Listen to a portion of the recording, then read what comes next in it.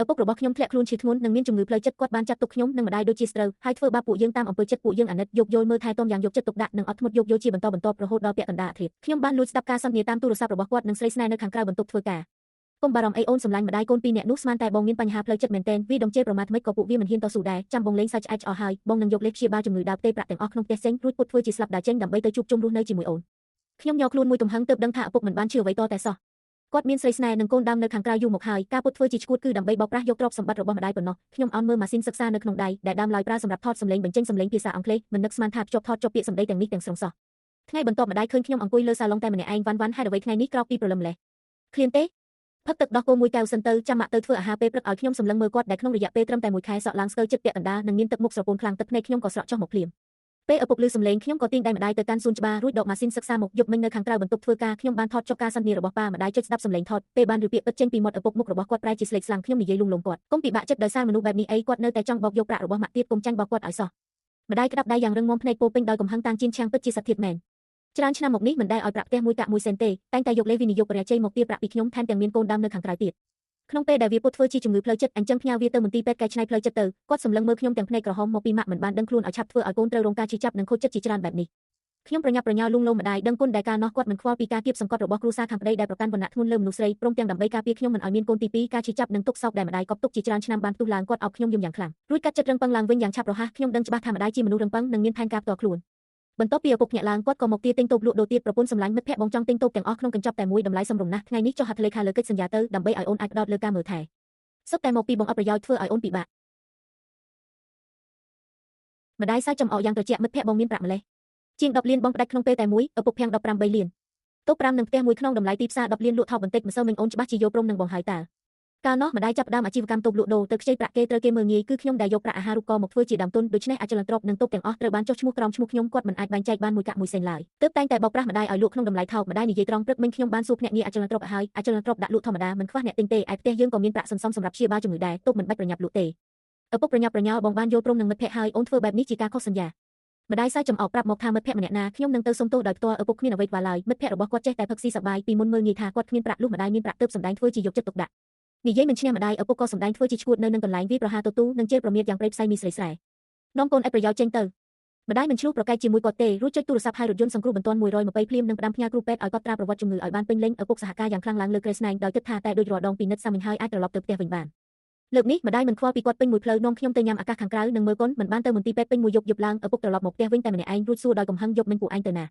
ាគាត់មានស្រាច្រើនឆ្នាំខូចក្រពះនៅខាងក្រៅមិនហ៊ានញ៉ាំអ្វីឡើយនៅផ្ទះរងចាំទាំងពោះទេពេញមួយយប់ខ្ញុំធ្វើជាសាមញ្ញឪពុកខំប្រឹងញ៉ាំខ្ញុំក៏កាត់ផ្ដាច់ភ្លាមឪពុកពេញដោយភាពមិនពេញចិត្តប៉ុន្តែដោយសារតូបមិនទាន់លក់បានប្រាក់មិនទាន់ដល់ដៃគាត់មានតែសម្ដែងធ្វើជាយកចិត្តទុកដាក់ម្ដាយសម្លឹងមើលរូបរាងពុតត្បុតរបស់គាត់មានអារម្មណ៍ចង់ក្អួតចង់រោលពាក់កណ្ដាលអាធ្រាត្រខ្ញុំលួចស្ដាប់ម្ដងទៀតអូនសម្លាញ់បងនឹកអូននិងកូនប្រុសណាស់ដើមឡើយថ្ងៃនេះអាចលក់តូបយកប្រាក់បានហើយប៉ុន្តែវាក្រវីក្បាលដាក់ភ្នាក់ងារអចលនទ្រព្យបងនឹងបន្តធ្វើស៊ីប៉ុន្មានថ្ងៃទៀតបើមិនបានទេឲ្យម៉ាក់និងបងស្រីបងមកបង្ខំឲ្យវាលក់ផ្ទះថោកប្រកាសជាមីក្មេងនោះជាអ្នកញុះញង់ទិញទល់ល្អយ៉ាងណាក៏ជាកូនឥតប្រយោជន៍ដែរបន្ទាប់ពីស្ដាប់សម្លេងថតម្ដាយបានដាច់ចិត្តរួចជាស្រេចបន្ទាប់ពីនោះពេញមួយសប្ដាហ៍ឪពុកបានសម្ដែងធ្វើជាឈួតរំខានមិនឈប់ម្ដាយក៏យកលេសមើលថែទំតូបរួចស្នាក់នៅខាងក្រៅមិនត្រឡប់មកផ្ទះមើលថែគាត់ទៀតឡើយពីមុនសំបីតែដប់ប្រេងកំពុកក៏មិនព្រមលើកពេលនេះគាត់មានតែធ្វើអាហារដោយខ្លួនឯងព្រឹកមួយម្ដាយរៀបចំជូនខ្ញុំទៅសាលារៀនឪពុកស្ទុះចុះមកក្រោមបោះចោលអីវ៉ាន់ញ៉ៃញ៉ៃយកចង្កៀងទៅគប់មកលើខ្ញុំម្ដាយប្រញាប់ប្រញាល់ទាញខ្ញុំចេញដាំដៃរបស់ខ្ញុំត្រូវអំបែងមុតមុតដាច់ម្ដាយឲ្យរថយន្តសង្គ្រោះបន្ទាន់ភ្លាមលើកនេះបញ្ជូនគាត់ទៅមន្ទីរពេទ្យកែច្នៃផ្លូវចិត្តដោយផ្ទាល់មុននេះបានរៀបចំឯកសារបញ្ជាគ្រូពេទ្យរួចរាល់ហើយពេលត្រូវគេសែងឡើងរថយន្តសង្គ្រោះបន្ទាន់ឪពុកនៅតែសម្ដែងធ្វើជាឈួតនិងនិយាយពាក្យកាច់សាហាវនៅចំពោះមុខបុគ្គលិកមន្ទីរពេទ្យផ្លូវចិត្តម្ដាយសម្ដែងធ្វើជាជូតទឹកភ្នែកមន្ទីរពេទ្យផ្លូវចិត្តនេះគឺជាកន្លែងដែលម្ដាយបានជ្រើសរើសទុកជាមុននិងបង់ប្រាក់មុនសម្រាប់មួយឆ្នាំឪពុកមិនបានដឹងខ្លួនតតែសោះនៅតែលិចលង់ក្នុងភាពរីករាយនៃការសម្ដែងធ្វើជាឈួតដើម្បីគ្របដណ្ដប់លើពួកយើងក្នុងផ្ទះគ្មានឪពុកបរិយាកាសបានធូរស្រាលច្រើនម្ដាយបានធ្វើអាហារដែលខ្ញុំចូលចិត្តពេញមួយតូបខ្ញុំកំពុងតែរៀបចំញ៉ាំអាហារកណ្ដឹងទ្វារស្រាប់តែរត់ឡើងខ្ញុំភ័យខ្លាចថាមនុស្សដែលមកគឺជាឪពុកក៏ប្រញាប់ប្រញាល់ប្រមូលអាហារទុកក្នុងផ្ទះបាយពេលបើកទ្វារជីដូនបានស្រែកជេរប្រមាថយ៉ាងខ្លាំងមីស្រីថោកទាបបើកទ្វារយឺតម្លេះប្រហែលជាលួចមានប្រុសក្នុងកូនប្រុសអញមែនទេមីក្មេងស្លាប់ឃើញចាស់ទុំមិនជម្រាបសួរកូនឥតប្រយោជន៍រៀនច្រើនយ៉ាងណាក៏គ្មានន័យដែរគាត់ចោទប្រកាន់ពួកយើងថាមិនកាត់ញោម្ដាយឈោពីមុខខ្ញុំក្មេងនិយាយត្រង់អាយុច្រើនហើយមិនបាច់ប្រកាន់ជាមួយក្មេងទេអ៊ំស្រីស្ទុះមកបន្ទោសវារៀបនឹង18ឆ្នាំហើយមិនមែនជាក្មេងទេម្ដាយបកស្រាយកូនប្រុសអ្នក21ឆ្នាំបង្កើតរឿងរ៉ាវរាល់ថ្ងៃអ្នកតែងតែនិយាយថាក្មេងមិនដឹងក្ដីអ៊ំស្រីមុខក្រហមរួចសួរម្ដាយថាហេតុអ្វីមិនឲ្យប្រាក់ចិញ្ចឹមជីវិតជីដូន500ជារៀងរាល់ខែនិងជួយបងរំលោភផ្ទះកូនប្រុសខ្លួន300រួចស្រែកទារឲ្យឪពុកចេញមុខមកដោះស្រាយប្រាក់ខែរបស់ឪពុកមិនដែលប្រគល់ឲ្យផ្ទះឡើយបន្ទាប់ពីម្ដាយមានប្រាក់ជីដូននិងអ៊ំស្រីក៏ដូចជាជញ្ជក់ឈាមដូច្នោះដែរឥឡូវនេះម្ដាយមើលឃើញការពិតច្បាស់ហើយក៏មិនបន្តយកទៀតដែរអ៊ំស្រីស្រែកហើយជាយូរមិនឃើញឪពុកក៏ខឹងសម្បាមិនឆ្ងល់សោះថាអ្នករឹងរូបអូនប្រុសខ្ញុំមិននៅពួកយើងនឹងរងចាំគាត់នៅទីនេះដើម្បីយកខុសត្រូវជីដូនរករឿងមីស្រីថោកទៀត បើមិនលុតជង្គង់សុំទោសទេអញនឹងឲ្យកូនប្រុសអញលែងលះជាមួយឯងអ៊ុំស្រីបានឱកាសទាកើនឡើងប្រាក់ចិញ្ចឹមជីវិតឡើងដល់10,000ថែមប្រាក់500,000ទៀតដើម្បីសង់បំណុលផ្ទះនិង300,000ទិញរថយន្តម្ដាយសើចចំអកយ៉ាងត្រជាក់តាំងជៀនឆាងត្រូវរថយន្តសង្គ្រោះបន្ទាន់ដឹកចេញទៅបាត់ហើយកាលពីព្រឹកមិញគាត់មានជំងឺផ្លូវចិត្តម្ដាយបើកវីដេអូពុកឈួតវាប្រហារអីវ៉ាន់ជីដូននិងអ៊ុំស្រីភ័យខ្លាចរហូតមុខស្លេកខ្ញុំរៀបការមកទីនេះមិនបានទារប្រាក់ចំនួន1 សេនទេបន្ទាប់ពីបង្កើតកូនរួចត្រូវពួកអ្នកដេញចេញពីផ្ទះទ្រព្យសម្បត្តិក្នុងផ្ទះគឺខ្ញុំជាអ្នករកបានទាំងអស់ច្រើនឆ្នាំមកនេះឲ្យពួកអ្នករាប់សែនមានលិខិតខ្ចីប្រាក់ជាភស្តុតាងរាប់បញ្ជីច្បាស់លាស់ហើយសងប្រាក់មកវិញជីដូននិងអ៊ុំស្រីភ័យខ្លាចភ្លាមរួចរត់គេចខ្លួនយ៉ាងអាម៉ាស់ខ្ញុំបារម្ភថាពួកគាត់នឹងទៅទទួលឪពុកម្វិញម្ដាយនិយាយថាម៉ាក់បានឲ្យគេស្រាវជ្រាវរកស្រីស្នេហ៍នោះហើយទ្រព្យសម្បត្តិក្នុងអាពាហ៍ពិពាហ៍ដែលវាចំណាយត្រូវតែសងមកវិញទាំងអស់បើមានភស្តុតាងនឹងចាប់ប្រកាន់ពីបទរៀបការជន់ជើងខ្ញុំសើចបើគាត់ហ៊ានពុតធ្វើជាស្លាប់ពួកយើងនឹងយកលិខិតបញ្ជាក់ទៅបូជាសពដែរផ្ទាល់ម្ដាយងក់ក្បាលឲ្យគាត់សម្រេចពាក្យស្បត់ថាលួចមានប្រុសស្រីត្រូវរន្ទះបានចុះចុងសប្តាហ៍ញាតិសន្តានមួយក្រុមបានទៅទទួលឪពុកត្រឡប់មកវិញឪពុកសម្ដែងធ្វើជាសះស្បើយប្រពន្ធវ៉ាន់បងជាសះស្បើយហើយមិនធ្វើទុកទៀតទេម្ដាយសម្ដែងធ្វើជាជូតទឹកភ្នែកបងត្រឡប់មកវិញល្អហើយខ្ញុំនឹងកូនបារម្ភស្ទើរឈួតម្ដាយសើចចំអកយ៉ាងត្រជាក់តាំងជៀនឆាងត្រូវរថយន្តសង្គ្រោះបន្ទាន់ដឹកចេញទៅបាត់ហើយកាលពីព្រឹកមិញគាត់មានជំងឺផ្លូវចិត្តម្ដាយបើកវីដេអូពុកឈួតវាប្រហារអីវ៉ាន់ជីដូននិងអ៊ុំស្រីភ័យខ្លាចរហូតមុខស្លេកខ្ញុំរៀបការមកទីនេះមិនបានទារប្រាក់ចំនួន1 សេនទេបន្ទាប់ពីបង្កើតកូនរួចត្រូវពួកអ្នកដេញចេញពីផ្ទះទ្រព្យសម្បត្តិក្នុងផ្ទះគឺខ្ញុំជាអ្នករកបានទាំងអស់ច្រើនឆ្នាំមកនេះឲ្យពួកអ្នករាប់សែនមានលិខិតខ្ចីប្រាក់ជាភស្តុតាងរាប់បញ្ជីច្បាស់លាស់ហើយសងប្រាក់មកវិញជីដូននិងអ៊ុំស្រីភ័យខ្លាចភ្លាមរួចរត់គេចខ្លួនយ៉ាងអាម៉ាស់ខ្ញុំបារម្ភថាពួកគាត់នឹងទៅទទួលឪពុកម្វិញម្ដាយនិយាយថាម៉ាក់បានឲ្យគេស្រាវជ្រាវរកស្រីស្នេហ៍នោះហើយទ្រព្យសម្បត្តិក្នុងអាពាហ៍ពិពាហ៍ដែលវាចំណាយត្រូវតែសងមកវិញទាំងអស់បើមានភស្តុតាងនឹងចាប់ប្រកាន់ពីបទរៀបការជន់ជើងខ្ញុំសើចបើគាត់ហ៊ានពុតធ្វើជាស្លាប់ពួកយើងនឹងយកលិខិតបញ្ជាក់ទៅបូជាសពដែរផ្ទាល់ម្ដាយងក់ក្បាលឲ្យគាត់សម្រេចពាក្យស្បត់ថាលួចមានប្រុសស្រីត្រូវរន្ទះបានចុះចុងសប្តាហ៍ញាតិសន្តានមួយក្រុមបានទៅទទួលឪពុកត្រឡប់មកវិញឪពុកសម្ដែងធ្វើជាសះស្បើយប្រពន្ធវ៉ាន់បងជាសះស្បើយហើយមិនធ្វើទុកទៀតទេម្ដាយសម្ដែងធ្វើជាជូតទឹកភ្នែកបងត្រឡប់មកវិញល្អហើយខ្ញុំនឹងកូនបារម្ភស្ទើរឈួតឪពុកសម្លឹងមើលម្ដាយដែលមានទឹកមុខស្រស់ថ្លារួចសម្ដែងធ្វើជាទន់ខ្សោយបងត្រឡប់មកវិញហើយមិនបាច់សម្រាប់នៅមន្ទីរពេទ្យទៀតទេប៉ុន្តែគ្រូពេទ្យប្រាប់ថាបងនៅមានផលប៉ះពាល់បែបត្រូវញ៉ាំថ្នាំយូរអង្វែងថ្នាំនាំចូលថ្លៃណាស់ម្ដាយសហការនិយាយទោះបីជាថ្លៃយ៉ាងណាក៏ត្រូវតែព្យាបាលឲ្យបងដែរលក់អីវ៉ាន់លក់ផ្ទះក៏ត្រូវតែព្យាបាលឲ្យដែ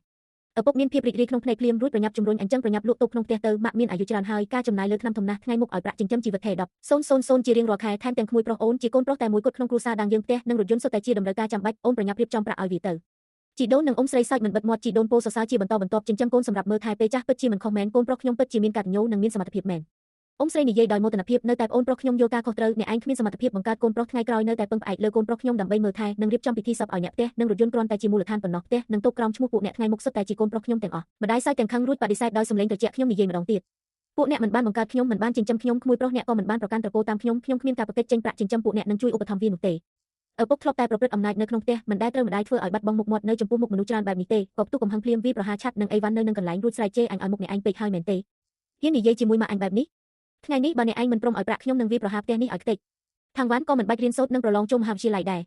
រអ៊ុំស្រីនៅខាងក្បែរញុះញង់ម្ដាយមានចំហររឹងប៉ឹងបដិសេធដោយត្រជាក់ឪពុកបាត់បង់ការគ្រប់ដណ្ដប់ទាំងស្រុងចាប់យកពេងតែគប់មកលើខ្ញុំនិងម្ដាយពួកយើងចិត្តណាតែគេចចេញបន្តិចដើមដៃត្រូវអំបែងប៉ាសឡានមុតដាច់ស្រាប់តែមានឈាមហូរចេញមកភ្លាមខណៈពេលដែលឪពុកត្រៀមបន្តធ្វើសកម្មភាពសម្លេងស៊ីរ៉ែនរថយន្តកូបាក៏បានរត់ឡើងយ៉ាងខ្លាំងខ្ញុំបានទូរស័ព្ទប្រាប់នគរបាលជាមុនតាំងពីពេលដឹងថាគាត់មានអាកប្បកិរិយាមិនស្រួលមកម្លេះខណៈពេលនគរបាលដើរចូលតាមទ្វារខ្ញុំក៏ស្រែកយំយ៉ាងខ្លាំងភ្លាមម្ដាយក៏ដកឯកសារបញ្ជាក់ជំងឺរបស់ឪពុកនិងវីដេអូកាលពីមុនដែលគាត់ឈួតវាប្រហារអីវ៉ាន់មកបង្ហាញទាំងនេះសុទ្ធតែជាកំណត់ត្រាជំងឺផ្លូវចិត្តដែលឪពុកធ្លាប់ទិញទឹកចិត្តគ្រូពេទ្យនិងសម្ដែងធ្វើជាឈួតដើម្បីផ្លាស់ប្ដូរយកមកទោះបីជាឪពុកខំប្រឹងពន្យល់យ៉ាងណាក៏ដោយនគរបាលមិនជឿទាល់តែសោះរួចខាត់ខ្លួនគាត់ចេញទៅនៅនឹងកន្លែងជីដូននិងអ៊ុំស្រីដួលលើដេញនាយយំសោកខំប្រឹងពន្យល់ថាឪពុកមិនមានជំងឺប៉ុន្តែគ្មានប្រយោជន៍ឡើយនគរបាលថែមទាំងព្រមានយ៉ាងម៉ឺងម៉ាត់ដល់អ្នកទាំងពីរថាជំងឺរបស់ឪពុកធ្ងន់ធ្ងរណាស់ត្រូវតែស្នាក់នៅព្យាបាលក្នុងមន្ទីរពេទ្យបើហ៊ានតាក់ទងដោយផ្ទាល់បង្កឲ្យមានរឿងរ៉ាវទៀតផលវិបាកទាំងឡាយពួកគាត់ជាអ្នកទទួលខុសត្រូវអ្នកទាំងពីរភ័យខ្លាចភ្លាមពួកគាត់ក៏មិនអាចប្រកាសពីស្ថានភាពពិតប្រាកដរបស់ឪពុកដែរព្រោះអ្នកជំងឺផ្លូវចិត្តតែងតែនិយាយថាខ្លាចជាមនុស្សមិនមានជំងឺអ៊ុំស្រីមិនអស់ចិត្តអង្គុយនៅក្នុងផ្ទះមិនព្រមចេញទៅណាខ្ញុំក៏និយាយខ្លាំងនៅចំពោះមុខអ្នកជិតខាងដែលមកចំរមើលអ្នកទាំងអស់គ្នាមើលឲ្យច្បាស់នេះគឺជាជីដូនដែលប្រកាន់វណ្ណៈធ្ងន់លើមនុស្សស្រីរបស់ខ្ញុំម្ដាយខ្ញុំទៅតែបង្កើតខ្ញុំរួចដោយសារតែខ្ញុំជាក្មេងស្រីក៏ត្រូវគាត់ដេញចេញពីផ្ទះឥឡូវនេះបែរជាមានមុខក្រាស់មកបង្ខំឲ្យម្ដាយខ្ញុំចេញប្រាក់ចិញ្ចឹមជីវិត10,000ជារៀងរាល់ខែហើយមានអ៊ុំស្រីខ្ញុំកូនប្រុសគាត់អាយុជាង20ឆ្នាំចេះតែលួចលាក់ប្រព្រឹត្តអំពើមិនល្អត្រូវគេចាប់បានជាច្រើនលើកម្ដាយខ្ញុំបានជួយបង់ប្រាក់មុនទិញផ្ទះឲ្យរួចហើយពួកគេនៅតែមិនស្កប់ស្កល់នៅតែមកបង្ខំឲ្យម្ដាយខ្ញុំទិញរថយន្តតម្លៃ300,000ឲ្យទៀតច្រើនឆ្នាំមកនេះម្ដាយខ្ញុំជួយឧបត្ថម្ភពួកគេរាប់សែនមិនដែលបានទទួលពាក្យល្អមួយម៉ាត់បានត្រឹមតែការជេរប្រមាថប៉ុណ្ណោះធម្មតាខ្ញុំនិងម្ដាយជាមនុស្សរាប់អានអ្នកជិតខាងនឹងចូលចិត្តជួយយកអាសាគេអ្នកជិតខាងទាំងអស់ក៏ឈរនៅខាងពួកយើងរួចចង្អុលមុខស្ដីបន្ទោសទៅកាន់អ្នកទាំងពីរដែលអាម៉ាស់មុខខ្ញុំដកទូរស័ព្ទតម្រង់ទៅរកពួកគេបើពួកអ្នកហ៊ានមករករឿងរំខានទៀតខ្ញុំនឹងយកសកម្មភាពរបស់ពួកអ្នកទៅបង្ហោះលើអ៊ីនធឺណិតឲ្យមនុស្សទាំងអស់បានឃើញមុខមាត់ពិតប្រាកដរបស់ពួកអ្នកឲ្យពួកអ្នកអាម៉ាស់មុខទាំងស្រុងជីដូននិងអ៊ុំស្រីត្រូវគេគំរាមរហូតភ័យញ័ររន្ធត់រួចរត់គេចខ្លួនយ៉ាងអាម៉ាស់លើកនេះពួកគាត់ច្បាស់ជាមិនហ៊ានមករករឿងរំខានពួកយើងទៀតទេប៉ុន្តែគ្រាន់តែមិនដឹងថាតើឪពុកដែលនៅក្នុងនោះនៅតែបន្តបង្កទៀតឬអត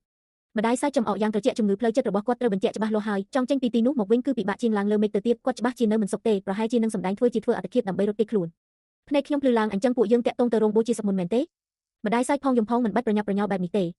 េដោយការរំពឹងទុកមួយសប្តាហ៍ក្រោយមកមន្ទីរពេទ្យផ្លូវចិត្តបានជូនដំណឹងអំពីមរណភាពរបស់ឪពុកម្ដាយបានទៅទទួលខ្ញុំនៅសាលារៀនភ្លាមប្រៀបធៀបនឹងការប្រឡងសាកល្បងលើកទី3ការដោះស្រាយកិច្ចការរបស់ឪពុកសំខាន់ជាង ប្រធានមន្ទីរពេទ្យសម្ដែងការសុំទោសយ៉ាងខ្លាំងសុំទោសផងពួកយើងបានរកឃើញថាគាត់បានលួចលាក់ទុកអំបែងកញ្ចក់បាក់រួចលេបចូលទៅពេលរកឃើញគឺមិនអាចសង្គ្រោះបានទៀតទេមន្ទីរពេទ្យយើងនឹងផ្ដល់ការបកស្រាយជូនម្ដាយក្រវីដៃយ៉ាងស្ងប់ស្ងាត់មិនបាច់ទេនេះជាជោគវាសនារបស់គាត់និយាយត្រង់ចុះប្តីខ្ញុំពីមុនមានស្រានឹងប្រើអំពើហិង្សាក្នុងគ្រួសារថែមទាំងមានស្រីស្នេហ៍នៅខាងក្រៅទៀតខ្ញុំមានសំណើតែមួយគត់បូជាសពឲ្យបានឆាប់រហ័សរៀបចំពិធីសពឲ្យសាមញ្ញបំផុតកូនស្រីខ្ញុំត្រូវប្រឡងចូលមហាវិទ្យាល័យក្នុងពេលកន្លះខែទៀតមិនអាចរំខានបានទេប្រធានមន្ទីរពេទ្យចង់បញ្ចប់រឿងរ៉ាវឲ្យបានស្ងប់ស្ងាត់ក៏ឲ្យម្ដាយចុះហត្ថលេខាលើកិច្ចព្រមព្រៀងរក្សាការសម្ងាត់ភ្លាមរួចចាត់ចែងរថយន្តដឹកศพទៅកាន់រោងបូជាសពយ៉ាងប្រញាប់2ម៉ោងក្រោយមកខ្ញុំនិងម្ដាយបានអោបធាតុរបស់ឪពុកដើរចេញពីរោងបូជាសពរួចតម្រង់ទៅផ្ទះជីដូនដោយផ្ទាល់អ៊ំស្រីឃើញបែបនេះស្មានថាតើពួកយើងមកទទួលកំហុសក៏និយាយទាំងញឹមប្អូនថ្លៃឯងដឹងកំហុសហើយមែនទេទើបខំយករបស់មកសុំទោសបែបនេះជីដូនអង្គុយពាក់ជើងអកោសដើរតួលុយឆាយឥឡូវចេះទទួលស្គាល់កំហុសក៏យឺតពេកដែរអញគ្មានថ្ងៃអត់ទោសឲ្យមីស្រីថោកទាបទាំងពីរនាក់ឯងទេមិនយូរមិនឆាប់អញនឹងឲ្យកូនប្រុសអញលែងលះជាមួយឯងម្ដាយសើចចំអករួចកាត់ផ្ដាច់សម្ដីយកធាតុបោះចុះលើទៅយ៉ាងខ្លាំងល្អតាកូនប្រុសអ្នកនៅទីនេះហើយអ្នកនិយាយជាមួយវាដោយផ្ទាល់ទៅអ៊ំស្រីបើកប្រអប់ធាតុមើលពេលឃើញច្បាស់នៅអ្វីដែលនៅខាងក្នុងស្រាប់តែស្រែកឡើងយ៉ាងខ្លាំងភ្លាមនេះជាធាតុប្អូនប្រុសខ្ញុំជីដូនស្លុតចិត្តរហូតប្រឡាប់ភ្នែករួចសន្លប់បាត់ស្មារតីនៅនឹងកន្លែងនៅក្នុងផ្ទះស្រាប់តែមានភាពច្របូកច្របល់និងវឹកវរយ៉ាងខ្លាំងបន្ទាប់ពីខ្ញុំនិងម្ដាយមើលទស្សនវិជ្ជារីករាយនោះរួចពួកយើងក៏ត្រឡប់ទៅផ្ទះវិញដោយផ្ទាល់